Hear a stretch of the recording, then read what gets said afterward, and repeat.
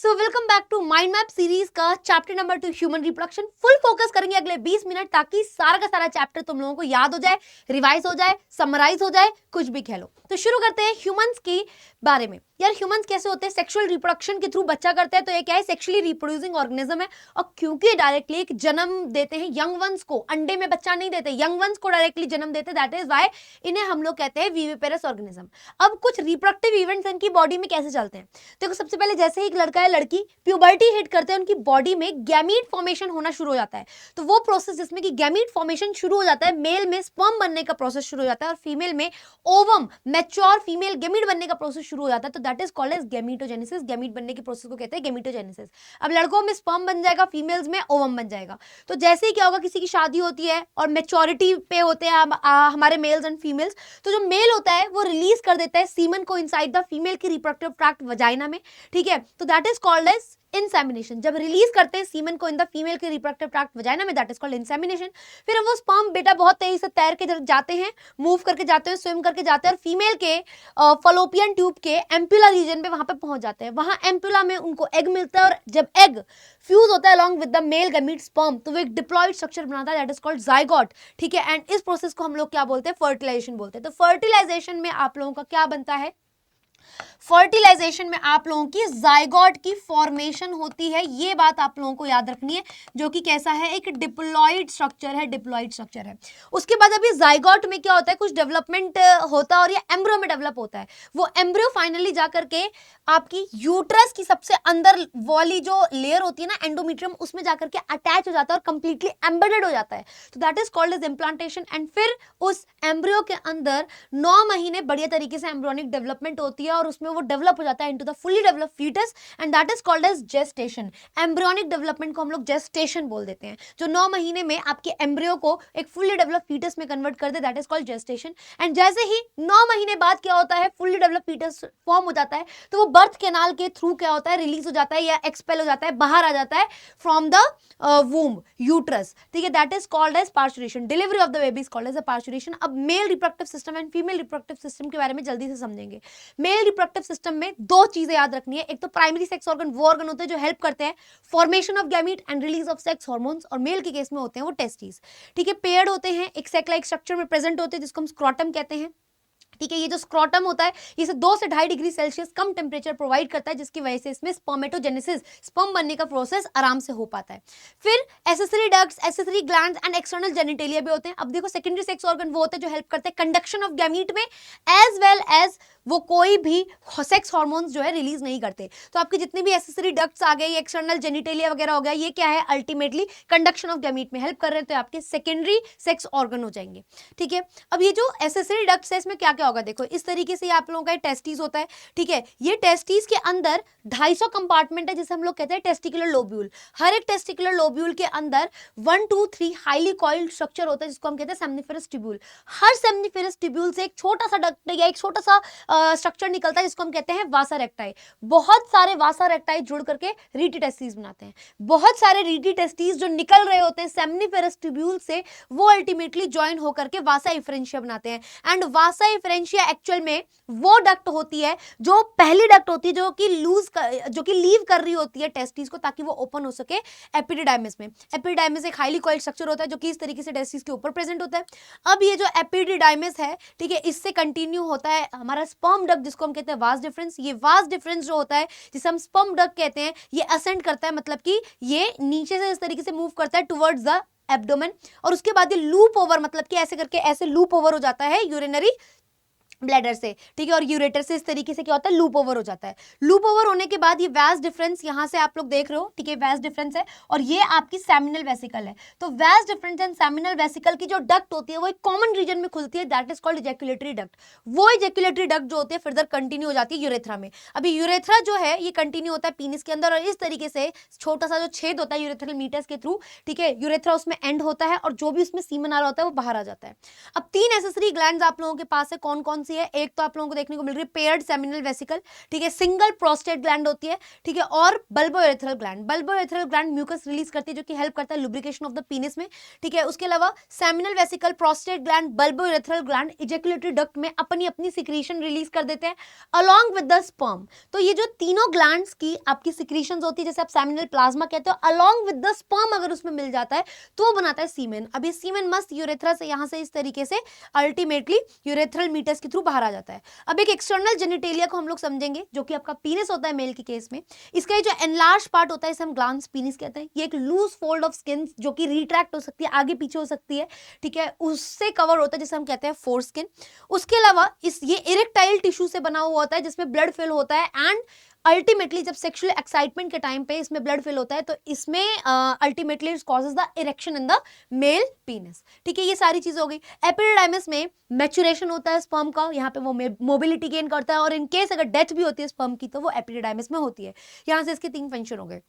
यहाँ पे पूरा हो गया स्पर्म का पाथवे। अगर कभी पूछ ले तो आप बताओगे सेमनिफेरस ट्यूब्यूल, वहां से आ जाएगा रेटिटेस्टिस, फिर वासा रेटिटेस्टिस, ठीक है, फिर आपका वासा फ्रेंशिया, फिर आ जाएगा एपिडिडाइमिस, फिर आएगा वास डिफरेंस, फिर इजेक्युलेटरी डक्ट आएगा, फिर जाकर के क्या आएगा यूरेथ्रा, और यूरेथ्रा से बाहर यूरेथ्रल मीटस से बाहर रिलीज कर दिया जाता है, ठीक है। फीमेल रिप्रोडक्टिव ट्रैक्ट में भी ऐसा ही होएगा। एक होता है प्राइमरी सेक्स ऑर्गन जो हेल्प करता है formation of gamete and release of sex hormones, that is called as आप लोगों की ओवरी पेड होती है। उसके अलावा जो हेल्प करते हैं conduction of gamete, transport of gamete में, they are called as secondary वो क्या कहते हैं सेकेंडरी सेक्स ऑर्गन्स। तो सेकेंडरी सेक्स ऑर्गन्स में आपके एसेसरी डक्ट्स आ जाते हैं, ठीक है, मेनली एसेसरी डक्ट्स आ जाते हैं। अब इसमें कौन कौन सा होगा देखो, एक तो आपका फलोपियन ट्यूब होता है, एक यूट्रस होता है एंड आपका वजाइना होता है। ये एसेसरी डक्ट या सेकेंडरी सेक्स ऑर्गन्स है। सर्वाइकल कैनाल या cervix is not a part of secondary accessory duct, ये याद रखना, ठीक है। एक्सटर्नल जेनिटेलिया होते हैं, कौन कौन से होते हैं, मॉन्स प्यूबस होता है, ठीक है, लेबिया मेजोरा होता है, लेबिया माइनोरा होता है, और क्या होता है क्लिटोरिस एंड हाइमेन होते हैं। ये 5 चीजें मिलकर के आपका एक्सटर्नल जेनिटेलिया बनाती है। और memory glands along with the female reproductive system, ये हेल्प करता है चाइल्ड को, एक तो ये हेल्प करता है ओव्यूलेशन में, ठीक है, उसके बाद ये प्रेगनेंसी में हेल्प करता है, उसके अलावा ये child care and child birth में, इन सारे प्रोसेसेस में ये mammary glands along with the female reproductive system मिल करके हेल्प कर रहे होते हैं ये सारे फंक्शंस को सपोर्ट करने में, ठीक है। सपोर्ट करता है ovulation, pregnancy, child birth, child care etcetera, ये सारे प्रोसेसेस को ये दोनों सिस्टम मिल करके क्या करते हैं, वो करते हैं, बैलेंस करते हैं। अब एक फीमेल की ओवरी को देखोगे एलमंड शेप होती है, 2 इन नंबर होती है, पेल्विक रीजन में इनका दोनों का ही रिप्रोडक्टिव सिस्टम प्रेजेंट होता है। ओवरी हेल्प करती है प्रोडक्शन ऑफ फीमेल गैमीट में, जिसे आप लोग वैसे कहोगे सेकेंडरी oocyte। आगे आप लोगों को पता है कि ओवम केवल तब बनता है जब क्या होता है, स्पर्म जो है अंदर घुस जाता है साइटोप्लाज्म ऑफ सेकेंडरी oocyte के। अभी जो ओवरी 2 से 4 सेंटीमीटर की होती है, ठीक है, आलमंड शेप होती है, पेल्विक रीजन में ये पूरा का पूरा सिस्टम पड़ा हुआ है, ठीक है। इसके अंदर का जो रीजन होता है इसे हम क्या कहते हैं, ओवेरियन स्ट्रोमा कहते हैं। ओवेरियन स्ट्रोमा में जो अंदर का रीजन होता है मेडुला होता है, बाहर का पेरिफेरल रीजन कॉर्टेक्स होता है। उसके बाद हमारे पास आता है सेकेंडरी सेक्स ऑर्गन में यहाँ पे फलोपियन ट्यूब। फलोपियन ट्यूब को जो कि पेड़ होती है 10 से 12 सेंटीमीटर लॉन्ग होती है, ठीक है। ये 10 से 12 सेंटीमीटर लॉन्ग जो आपकी फलोपियन ट्यूब है, ओविडक्ट है, इसके 3 रीजन होते हैं। सबसे पहला रीजन जो क्लोजर टू ओवरी होता है that is called as infundibulum, ठीक है। इनफंडिबुलम के आगे कुछ फिंगर लाइक प्रोजेक्शन होती है जिसको हम कहते हैं फिम्ब्रे। इसका फंक्शन आ जाता है कलेक्शन ऑफ ओवम होता है। अब इसका वाइडर रीजन होता है एम्पुला, और एम्पुला के फाइनली बाद एक पतला सा रीजन आता है जिसे हम कहते हैं इस्थमस। इस्थमस ओपन कर देता है आपके फलोपियन ट्यूब को इनटू दिस यूट्रस। अब जो यूट्रस होता है ये inverted peer shape like organ होता है, सिंगल होता है, ठीक है। इसी को हम लोग वूम्ब बोलते हैं, माँ की कोख। उसके अलावा इसकी 3 लाइनिंग होती है। सबसे बाहर की outer lining is called as a perimetrium, बीच की मायोमीट्रियम, और सबसे अंदर की होती है एंडोमीट्रियम, जो कि जिसमें साइक्लिकल चेंजेस होते हैं during the menstrual cycle. Myometrium याद रखना है स्मूथ मसल्स की बनी होती है जो कि हेल्प करते हैं during the parturition delivery of the baby. और पेरीमीट्रियम जो है बाहर की आउटर मोस्ट थिन लेयर होती है, ठीक है। अब ये तीनों लेयर के बाद क्या होता है, आपका सर्विक्स आता है। सर्विक्स के अंदर एक पतला सा ल्यूमेन होता है जिसे हम कहते हैं सर्वाइकल कैनाल। सर्वाइकल कैनाल जो होता है आपके अल्टीमेटली यूट्रस को ओपन करता है into the vagina, and vagina जो है उसके बाद आपको इसका जस्ट होल देखने को मिलता है थोड़ा पोस्टीरियर पार्ट की तरफ फीमेल में, ठीक है। ये सारी चीजें बता दी। अब एक्सटर्नल जेनिटेलिया में जो मॉन्स प्यूबिस है वो स्किन एंड फैटी टिश्यू का बना हुआ है, उसके ऊपर प्यूबिक हेयर होते हैं, ठीक है। फिर लेबिया मेजोरा जो होता है वो एक्सटेंड करता है from the mons pubis and ऐसे पीछे को वजाइनल ओपनिंग को कवर कर रहा होता है। पेयर्ड होते हैं, फ्लैशी फोल्ड्स होते हैं, इसके ऊपर कभी कभी प्यूबिक हेयर देखने को मिलते हैं। इसके जस्ट बीनीथ, इसके जस्ट नीचे लेबिया माइनोरा होता है, ठीक है। वो जो लेबियम माइनोरा होता है वो भी पेयर्ड होता है, फ्लैशी फोल्ड होते हैं, उसके ऊपर प्यूबिक हेयर देखने को नहीं मिलते हैं। और इसके एंटीरियर पार्ट पे हमारा क्लिटोरिस होता है, फिंगर लाइक प्रोजेक्शन, जो कि एक सिंगल स्किन फोल्ड से कवर होता है। उसके अलावा इसके पीछे वाले रीजन पे क्या होता है, वजाइना होती है जो वो कवर होती है पार्शियल कवर्ड मेम्ब्रेन से, जिसको हम लोग क्या बोलते हैं, that is called hymen. But hymen की प्रेजेंस या एब्सेंस जो होती है वो इंडिकेटर नहीं होती है वर्जिनिटी की, एनसीईआरटी की लाइन है। तो यहाँ पे आप लोगों का पूरा यहाँ पे सारी चीजें क्या है, कवर्ड हो चुकी है। याद रखना, सर्विक्स या cervical canal is not a part of accessory ducts, ठीक है। Fallopian tube, uterus and vagina together form the accessory duct. अब उसके अलावा स्पर्मेटोजेनेसिस क्या है, मेल में स्पर्म बनने की प्रोसेस को स्पर्मेटोजेनेसिस कहते हैं। अगर आप एक सेमनिफेरस ट्यूब्यूल को काटोगे, उसमें आपको दो टाइप के सेल्स लाइन देखने को मिलेंगे, एक होता है सर्टोली सेल्स जो नर्सिंग सेल्स होते हैं, एक होते हैं आप लोगों के दूसरे वाले सेल्स जिसे आप स्पर्मेटोगोनियम कहते हैं, जो मेल जर्म सेल है जिससे आगे मेल गैमीट बनेगा। तो जैसे ही एक लड़का प्यूबर्टी हिट करता है, उसके हाइपोथैलेमस एक्टिवेट हो जाता है और वो रिलीज करता है जीएनआरएच हार्मोन। ये केमिकल पाथवे है, हार्मोनल पाथवे। जीएनआरएच एक्ट करता है एंटीरियर पिट्यूटरी में और वो रिलीज करता है बदले में FSH and LH hormone.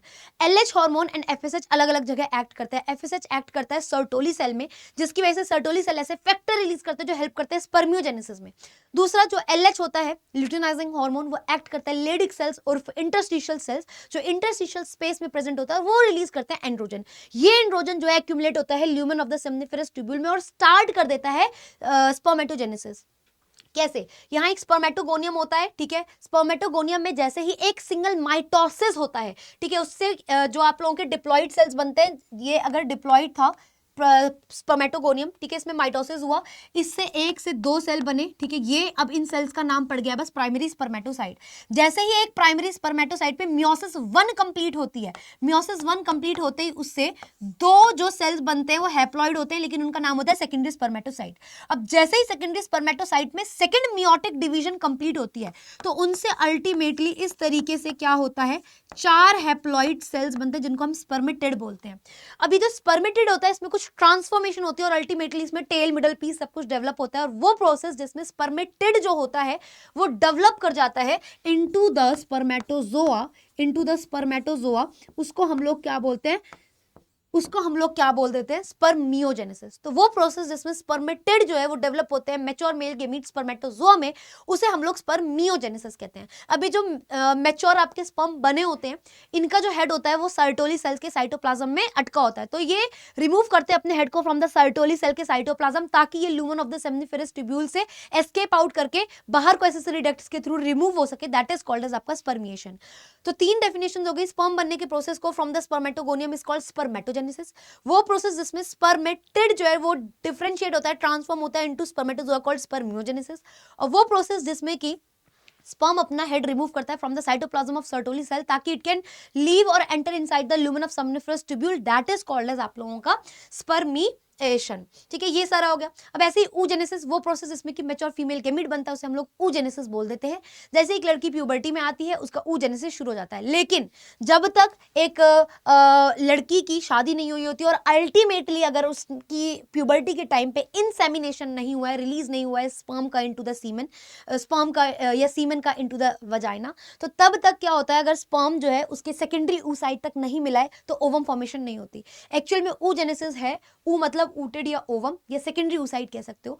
Secondary oocyte या मैच्योर फीमेल गैमीट या ऊटेड बनने के प्रोसेस को oogenesis कहते हैं। अब एक्चुअल में क्या होता है, जैसे ही इनके बीच में डिफरेंस आप लोगों को याद रखना है, ये एक कंटिन्यूअस प्रोसेस होता है, ये एक डिसकंटिन्यूअस प्रोसेस होता है। ये प्यूबर्टी में शुरू होता है, ये एम्ब्रियोनिक स्टेज में शुरू होता है, देन कंटिन्यू या रिज्यूम होता है प्यूबर्टी में। ठीक है, इसमें नो पोलर बॉडी फॉर्म, इसमें पोलर बॉडीज फॉर्म। ये मेजर डिफरेंसेस आप लोगों को याद रखने। अब उसके अलावा आपकी जो सेकेंडरी oocyte होती है, याद रखनी है, इसके अराउंड एक जो सबसे आउटर मोस्ट लेयर होती है ग्रेनुलोसा सेल की, उसको कोरोना रेडिएटर कहते हैं। ठीक है, फिर उसमें एक नॉन सेलुलर लेयर होती है जिसे हम जोना पेलिसिडा कहते हैं। उसके अंदर जो सेकेंडरी oocyte की जो ओवम की लेयर होती है, that is called as a vitelline membrane. उसके अंदर न्यूक्लियस होता है और उसके अंदर साइटोप्लाज्म होता है। ये एक सेकेंडरी oocyte का स्ट्रक्चर होता है। अब जैसे ही कोई पार्टनर है, उन्होंने इंसेमिनेशन किया, मेल ने शादी हो गई फॉर एग्जांपल, मेल ने अपना जो सीमेन है वो रिलीज किया फीमेल के वजाइना में। अब वो जो स्पर्म है वो वजाइना से, सर्विक्स से पास होता हुआ, यूट्रस से पास होता हुआ अल्टीमेटली पहुंच जाएगा ओविडक्ट के एम्पुला रीजन में, वहां पे। अब एक नॉर्मल आदमी फर्टिलिटी कब कॉज कर सकता है, बच्चे कब पैदा कर सकता है, अगर 200 से 300 मिलियन स्पर्म में 60% का नॉर्मल शेप एंड साइज हो and 40% at least vigorous motility show करे हो, तब वो एक फर्टाइल मेल है, ठीक है। और 200 से 300 मिलियन स्पर्म में से केवल 200 जो है वो आपके एम्पुला तक या फलोपियन ट्यूब तक पहुंचते हैं। उन 200 में से केवल एक स्पर्म होता है जो कि अल्टीमेटली कोरोना अपना एक्रोसोम फाड़ता है, ठीक है। एक्रोसोम फटता है तो हाइड्रोलिटिक एंजाइम्स निकलते हैं, वो जो है कोरोना रेडिएटा को डिस्ट्रॉय करते हैं, जोना पेलिस्टिडा को डिस्ट्रॉय करते हैं, और अल्टीमेटली जो मेल का जो न्यूक्लियस होता है वो रिलीज होता है in the cytoplasm of the secondary oocyte। जैसे ही मेल का जो न्यूक्लियस होता है वो रिलीज होता है in the cytoplasm of the secondary oocyte, तब जाकर के सेकेंडरी oocyte पे मियोसिस 2 कंप्लीट होती है और वो बनाता है ऊटेड एंड आपका सेकेंड पोलर बॉडी जो अपने आप डिजेनरेट हो जाती है। वो जो ऊटेड कॉल्ड ओवम होता है, मैच्योर फीमेल गैमीट होता है, अब वो बन चुका है और वो फ्यूज होएगा अलोंग विद द स्पर्म का न्यूक्लियस, ठीक है। बट साथ ही साथ एडिशनल चेंजेस होते हैं जोना पेलिसिडा में, ताकि क्या हो सके, वो प्रिवेंट कर सके polyspermy, that is called as a blocking. उसके बाद अब पॉलीस्पर्मी के लिए ब्लॉक हो चुका है, कुछ एडिशनल चेंजेस हुए जोना पेलिसिडा में जिसकी वजह से it do not allow other sperm की entry, therefore it prevent polyspermy, ठीक है, दैट इज कॉल्ड ब्लॉकिंग। अब क्या है, आप लोगों का फर्टिलाइजेशन भी हो जाएगा, मेल गैमीट जो है फीमेल गैमीट के साथ ओवम के साथ फ्यूज करके डिप्लॉयड स्ट्रक्चर बनाएगा जाइगोट। अब वो जो जाइगोट होएगा उसमें कुछ माइटोटिक डिवीजन होती है, ठीक है, जिससे 2, 4, 8, 16 सेल स्टेज बनती है जिसको हम ब्लास्टोमियर कहते हैं, ठीक है। उस माइटोटिक डिवीजन का नाम क्लीवेज होता है। अब जाइगोट जो है अल्टीमेटली मोरुला में डेवलप होता है, ये 4th day of the fertilisation बनता है, ये इस्थमस में प्रेजेंट होता है और ये एक सॉलिड बॉल लाइक स्ट्रक्चर होता है, ठीक है। और इसमें आपकी जोना पेलिसिटा भी रिटेन्ड रहती है कंपैरेटिवली। जैसे जैसे मोरुला जो है आप लोगों का इस्थमस से डाउन टुवर्ड्स द यूट्रस जाता है, उसमें और ज़्यादा डिविजन्स होती हैं एंड अल्टीमेटली वो डेवलप हो जाता है एक एम्ब्रियोनिक सेज जिसका नाम होता है ब्लास्टुला, या आप लोग ब्लास्टोसिस भी कह सकते हो। अब वो ब्लास्टोसिस जो होता है उसमें कुछ चेंजेस देखने को मिलते हैं, वो 7th डे ऑफ फर्टिलाइजेशन बन रहा होता है, ठीक है। वो यूट्रस में प्रेजेंट होता है, यूट्रीन कैविटी में। उसमें सारे सिमिलर टाइप के ब्लास्टोमियर सेल्स नहीं होते, उसमें जो सेल्स है वो 2 लेयर में डिवाइड हो गए हैं, outer trophoblast and inner cell mass, ठीक है। अल्टीमेटली ये एक हॉलो स्ट्रक्चर होता है, इसके अंदर एक कैविटी होती है जिसको हम कहते हैं ब्लास्टोसील, जिसकी वजह से इसका नाम ब्लास्टोसिस्ट पड़ गया। अब ये ब्लास्टोसिस्ट अपने आप को एंडोमीट्रियम की लाइनिंग पे अटैच करता है, एंडोमीट्रियम के सेल्स बहुत जल्दी जल्दी डिवाइड करते हैं और ब्लास्टोसिस्ट को कंप्लीटली कवर कर लेते हैं। और जब ब्लास्टोसिस्ट कंप्लीटली कवर हो जाता है और एम्बेडेड हो जाता है यूट्रस की इनर वॉल एंडोमीट्रियम में, that is called as a implantation. अब इम्प्लांटेशन होने के बाद कुछ चेंजेस होते हैं, जैसे कि जो ट्रोफोब्लास्ट की जो लेयर होती है उसमें कुछ फिंगर लाइक प्रोजेक्शन डेवलप हो जाती है। फिंगर लाइक प्रोजेक्शन जो डेवलप होती है वो कवर होती है with the uterine tissue and maternal blood and वो फॉर्म करता है प्लेसेंटा। वो जो ट्रोफोब्लास्ट में फिंगर लाइक प्रोजेक्शन जनरेट होती है ना बच्चों, उसे हम लोग क्या बोलते हैं, कोरियोनिक विलाई।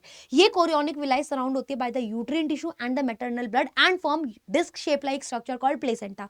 प्लेसेंटा के कुछ फंक्शंस होते हैं, जैसे कि हाइजीनिक कंडीशन मेंटेन रखता है इन द एमनियन लेयर, ताकि डेवलपिंग फीटस को डेवलपमेंट में प्रॉब्लम ना हो। दूसरा, ये जितना भी वेस्ट होता है, CO2 होता है, वो मैटरनल ब्लड में रिलीज कर देता है, और जितना भी न्यूट्रिशियस फूड होता है, ऑक्सीजन होती है, वो सारा का सारा डेवलपिंग फीटस को प्रोवाइड करता है फॉर द फुल्ली डेवलपमेंट।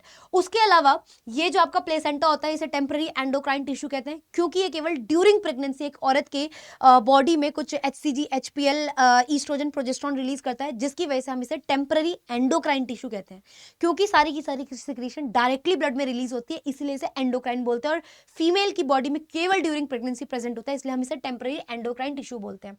अब जो मम्मा की बॉडी होती है, मैटरनल बॉडी होती है, वो बच्चे की बॉडी से एक अम्बाइलिकल कॉर्ड के थ्रू अटैच होती है। तो एक्चुअल में वो कौन सा स्ट्रक्चर होता है जो मम्मा की बॉडी को कनेक्ट कर रहा है डेवलपिंग फीटस की बॉडी से, तो वो अम्बाइलिकल कॉर्ड होता है जो कि प्लेसेंटा को कनेक्ट करता है विद द आपकी फुल्ली डेवलपिंग या डेवलपिंग फीटस से, ठीक है। तो अम्बाइलिकल कॉर्ड एक्चुअल में प्लेसेंटा को अटैच करके रखता है, मम्मा को प्लेसेंटा के थ्रू अटैच कर रहा है डेवलपिंग फीटस से, और उसमें जितनी भी उसके अंदर वेसल्स होती है वो प्लेसेंटा से चीजें एब्जॉर्ब करती है और बच्चे को देती है। और बच्चा जो है जितनी भी वेस्ट होता है वो ब्लड वेसल जो है वो सारी चीजें कैरी करती है, प्लेसेंटा को देती है, और प्लेसेंटा अल्टीमेटली मम्मा के ब्लड में रिलीज कर देता है। अल्टीमेटली अब जेस्टेशन होएगी, ये इम्प्लांटेशन के बाद 9 महीने क्या होता है, फुल्ली क्या होता है, जेस्टेशन पीरियड होता है, एम्ब्रियोनिक डेवलपमेंट होती है। पहले महीने क्या होता है, सबसे पहले देखेंगे, पहले महीने आप लोगों का हार्ट फॉर्म हो जाता है, ठीक है। और जो हार्ट के साइंस होते हैं, जो हार्ट बीट होती है वो शो करती है developing fetus is healthy. Second month में लिम्स एंड डिजिट्स बन जाती है, हाथ पैर वगैरह बन जाते हैं, ठीक है, फिंगर्स वगैरह बन जाती है। थर्ड मंथ में major organ and organ system बन जाते हैं, जैसे कि जेनिटेलिया वगैरह एक्सेट्रा। फिर आपके 5th मंथ में पहली बार मूवमेंट शो होती है और थिन हेयर आते हैं हेड पे, ठीक है। 6th मंथ में थिन हेयर बॉडी पे आता है, आईलिड सेपरेट हो जाती है to form the eyelashes. 7th 8th 9th महीने में फुल्ली तरीके से सारे ऑर्गन और जो चीजें बन चुकी है वो डेवलप होती है और फुल्ली डेवलप फीटस जो है वो रेडी है फॉर द डिलीवरी। अब जब डिलीवरी होती है वो कैसे होती है, डिलीवरी के टाइम पे जो फुल्ली डेवलप फीटस होता है वो रिलीज करता है मम्मा के ब्लड में एंड्रोजन। एंड्रोजन जो है प्लेसेंटा की हेल्प से ईस्ट्रोजन में कन्वर्ट होता है। ईस्ट्रोजन एक्ट करता है यहाँ पे यूट्रस की मायोमीट्रियम पे और वो इंक्रीज कर देता है ऑक्सीटोसिन के रिसेप्टर। जैसे वो ऑक्सीटोसिन के रिसेप्टर यहाँ पे इंक्रीज कर देता है, जो ब्लू कलर में बनाए हुए हैं, बहुत कम अमाउंट में हमारी बॉडी में नेचुरली ब्लड में यहाँ पे ऑक्सीटोसिन प्रेजेंट होता है, जो कि येलो कलर से दिखाया है। बहुत कम अमाउंट होता है तो वो इन कम रिसेप्टर से बाइंड करता है। जैसे वो अपने रिसेप्टर से बाइंड करेगा, मायोमीट्रियम में हल्की सी यूट्रीन कॉन्ट्रैक्शन होगी, मायोमीट्रियम में कॉन्ट्रैक्शन होगी। मायोमीट्रियम में कॉन्ट्रैक्शन होने की वजह से ये जो माइल्ड यूट्रीन कॉन्ट्रैक्शन हुई है, ये जो डेवलप्ड फीटस होता है ये मूव करता है टुवर्ड्स सर्विक्स। सर्विक्स जैसे ही ये इस तरीके से मूव करता है ये स्ट्रेच होता है। इसकी स्ट्रेचिंग की वजह से सिग्नल भेजे जाते हैं मम्मा की कहां पे, पोस्टीरियर पिट्यूटरी के पास। पोस्टीरियर पिट्यूटरी रिलीज कर देती है large amount of oxytocin. Large amount of oxytocin जैसे ही ब्लड में आता है वो सारा का सारा बाइंड करता है मायोमीट्रियम में प्रेजेंट रिसेप्टर से, जिसकी वजह से विग्रस कॉन्ट्रैक्शन होने लगती है यूट्रस में, जिसकी वजह से फुल्ली डेवलप फीटस बहुत ज्यादा प्रेशर के साथ क्या हो जाता है, बर्थ कैनाल के थ्रू बाहर आ जाता है। दैट इज कॉल्ड एज आप लोगों की डिलीवरी। अब ये जो डिलीवरी होती है इसमें दो चीजें इंपॉर्टेंट है, ये एक कॉम्प्लेक्स मेथड है, कॉम्प्लेक्स न्यूरोएंडोक्राइन मैकेनिज्म है, और यहाँ पे यूट्रीन के जो सिग्नल होते हैं, पार्चुरेशन के लिए जो सिग्नल होते हैं वो जनरेट होते हैं by the fully developed foetus and placenta together. And ऐसे ही फीटल इजेक्शन रिफ्लेक्स आप लोगों को याद रखना है। फीटल इजेक्शन रिफ्लेक्स क्या होता है, जो माइल्ड यूट्रीन कॉन्ट्रैक्शन के जो सिग्नल, जो फर्स्ट टाइम जो सिग्नल जनरेट किए जाते हैं fully developed foetus and placenta द्वारा for the delivery, that is called as आप लोगों का रिफ्लेक्स, वो फीटल रिफ्लेक्स, वो क्या कहते हैं, फीटल इजेक्शन रिफ्लेक्स, ठीक है। लास्ट में आप लोगों का आ जाएगा अब लैक्टेशन। लैक्टेशन के टाइम पे जो मम्मी जस्ट आफ्टर डिलीवरी जो large amount of milk produce करती है वो थिक होता है, येलोविश होता है, IgA एंटीबॉडी उसमें रिच होती है, that is called as a colostrum, ठीक है। ब्रेस्ट फीडिंग रिकमेंडेड होती है बिकॉज वो बच्चे को बनी बनाई इम्यूनिटी प्रोवाइड कर रहा है IgA एंटीबॉडी के through, so that is good for the develop वो जो न्यू बॉर्न बेबी है। और इस टाइप की इम्यूनिटी आप लोगों की क्या होती है, पैसिव इम्यूनिटी होती है, नेचुरल पैसिव इम्यूनिटी। अब आ जाता है हमारा लास्ट पास मेंस्ट्रुअल साइकिल का। मेंस्ट्रुअल साइकिल जो एक रिप्रोडक्टिव साइकिल चलती है फीमेल की प्राइमेट्स में, जैसे मंकी में, एप में, एक्सेट्रा, ह्यूमंस, ठीक है। ये सारी जो एक मेंस्ट्रुअल साइकिल चलती है, ये एक रिप्रोडक्टिव साइकिल जो फीमेल प्राइमेट्स में चलती है, इसे मेंस्ट्रुअल साइकिल कहते हैं। मेंस्ट्रुअल साइकिल के 4 फेजेस होते हैं। एक होता है मेंसेस जिसमें पीरियड्स होते हैं फर्स्ट 5 डेज, फिर होता है फॉलिकुलर फेज जिसको आप लोग प्रोलिफरेटिव फेज कहते हो, फिर होता है ओव्यूलेटरी फेज, एंड लास्ट में होता है ल्यूटियल फेज जिसको आप लोग सिक्रीटरी फेज कहते हो। You have to make sure ये वाला सीक्वेंस आप लोगों को पता हो। एंटीरियर पिट्यूटरी से FSH LH जो भी निकलता है ब्लड में वो अल्टीमेटली केवल एक जगह काम करता है, दैट इज आपकी ओवरी। ओवरी में बदले में जो भी डेवलपमेंट होती है उसके बदले में ईस्ट्रोजन प्रोजेस्टेरोन जो भी रिलीज हो रहा है वो सिर्फ एक जगह काम करेगा, दैट इज यूट्रस में। अगर ये चीज आप लोगों को क्लियर है तो मेंस्ट्रुअल साइकिल समझ आ जाएगी। जब एक लड़की को पीरियड्स हो रहे होते हैं फर्स्ट 5 डेज में, एंडोमेट्रियम शेड हो रहा है तो FSH LH का लेवल कम है, उसकी वजह से अब ये इंपैक्ट कहाँ डालेगा, ओवरी में। ओवरी में फॉलिकल डेवलपमेंट हो रही है लेकिन वो क्या है, बहुत ज्यादा कम है, सिर्फ प्राइमरी फॉलिकल का साइज ही बड़ा होगा। अब एज सच वो कोई हार्मोन रिलीज नहीं कर रहा, तो ईस्ट्रोजन एंड प्रोजेस्टेरोन के लेवल भी डिप है फर्स्ट 5 डेज के अंदर केवल, लेकिन 5 से लेकर के 13 डेज तक धीरे धीरे करके FSH LH का लेवल बढ़ता है, बहुत धीरे धीरे। जैसे ही वो बढ़ेगा थोड़ा थोड़ा लेवल, तो वो अल्टीमेटली ओवरी पे एक्ट करेगा। FSH LH का जो बढ़ा हुआ लेवल है वो ओवरी पे एक्ट करता है, जिसकी वजह से प्राइमरी फॉलिकल डेवलप होती है सेकेंडरी फॉलिकल में, सेकेंडरी टर्शियरी फॉलिकल में, एंड टर्शियरी ग्राफियन फॉलिकल में। ये जैसे जैसे फॉलिकल की डेवलपमेंट होती है वैसे वैसे क्या होता है, ये इनकी जो ग्रेन्युलोसा लेयर होते हैं ये ईस्ट्रोजन रिलीज करते हैं। ईस्ट्रोजन जो ब्लड में अब धीरे धीरे करके इंक्रीज हो रहा है वो केवल यूट्रस पे एक्ट करेगा, वो यूट्रस के एंडोमेट्रियम सेल को ज्यादा से ज्यादा प्रोलिफरेट सेल डिवाइड कराएगा ताकि वो अपने आप को जो टूटी हुई एंडोमेट्रियम है इट कैन रीफॉर्म इटसेल्फ। तो 13 डे तक ये होता है। एकदम से 14th डे पे क्या होता है, जो ग्राफियन फॉलिकल है वो large amount of oestrogen release करती है। लार्ज अमाउंट ऑफ ईस्ट्रोजन क्या करता है, पॉजिटिव फीडबैक मैकेनिज्म देता है पिट्यूटरी हार्मोन्स को, एंटीरियर पिट्यूटरी के हार्मोन को, जिसकी वजह से क्या होता है, ये पॉजिटिव फीडबैक मैकेनिज्म देता है, LH का लेवल FSH से भी ज्यादा हो जाता है ब्लड में, जिसकी वजह से ग्राफियन फॉलिकल रप्चर हो जाती है और उसके अंदर का बैठा हुआ सेकेंडरी oocyte रिलीज हो जाता है इनटू द फॉलोपियन ट्यूब के एम्पुलर रीजन में। और जब सेकेंडरी oocyte रिलीज होता है from the Graafian follicle and release होकर के वो एम्पुला में चल जाता है, that is called as a ovulation. अब यहाँ से आप लोगों का यहाँ पे पीक आया, ठीक है। इसी की वजह से FSH LH, LH क्या है, जब LH का लेवल FSH से ज्यादा हो जाता है 14 डे पे, उसकी वजह से फटा, ठीक है, और उसी की वजह से ओव्यूलेशन हुआ। अब यहाँ पे यहाँ तक आपकी जो एंडोमेट्रियम है वो अच्छी खासी ग्रो कर चुकी है। अब जो ये बचा कुचा लुटा पिटा सा स्ट्रक्चर होता है, ठीक है, ये जो लुटा पुटा स्ट्रक्चर होता है Graafian follicle, that is called as corpus luteum. Corpus luteum large amount of progesterone release करता है, जिसकी वजह से आप दिखाओगे एकदम से प्रोजेस्ट्रॉन का लेवल इंक्रीज हुआ, लेकिन कम अमाउंट ऑफ ईस्ट्रोजन रिलीज करता है, इसलिए पहले एक डिप आएगा और उसके बाद इंक्रीज होएगा। अभी जो oestrogen and progesterone ultimately release हो रहे हैं ओवरी से, ये एक्ट कहाँ पे करेंगे, आपके उसमें यूट्रस की एंडोमेट्रियम में। यहाँ पे अब सिर्फ ये जो एंडोमेट्रियम है ईस्ट्रोजन की प्रेजेंस के अंदर, ना ये सिर्फ और ज्यादा थिक होएगी, सेल डिवाइड करते रहेंगे एंडोमेट्रियम की, वो और ज्यादा थिक होएगी, और उसके अलावा क्या होता है, ये जो प्रोजेस्ट्रॉन होता है, ये जो प्रोजेस्ट्रॉन होता है, इसमें ग्लाइकोजन सिक्रीशन, म्यूकस सिक्रीशन कराता है, ताकि इन केस अगर वो आ जाए, एम्ब्रियो आए, तो उसको कुछ नरिशमेंट प्रोवाइड कर सके फॉर द फर्दर डेवलपमेंट, ठीक है। इस तरीके से क्या होता है आप लोगों का 15th मतलब ओव्यूलेटरी फेज के बाद से ये ल्यूटियल फेज शुरू होता है, जिसमें कि कॉर्पस ल्यूटियम की वजह से ईस्ट्रोजन प्रोजेस्ट्रॉन जो रिलीज हो रहा है यूट्रस में क्या करा रहा है, एक तो एंडोमेट्रियल लाइनिंग की थिकनिंग करा रहा है, प्लस उसमें ग्लाइकोजन सिक्रीशन, म्यूकस सिक्रीशन करा रहा है, but at the same time आपका FSH एंड LH का लेवल जो है बहुत ज्यादा डिप कर जाता है। By the end of luteal phase अगर बॉडी में फर्टिलाइजेशन नहीं हो रखी है, तो ये जो ल्यूटियम, कॉर्पस ल्यूटियम होता है, ये डीजनरेट होता जाता है, और इसकी डीजनरेट की जो लास्ट फेज होती है उसे कहते हैं कॉर्पस एल्बिकेंस। कॉर्पस एल्बिकेंस भी जब फर्टिलाइजेशन नहीं होती तो ये डीजनरेट हो जाता है, इसकी डीजनरेट होने की वजह से और FSH LH का लेवल भी डिप हो जाता है।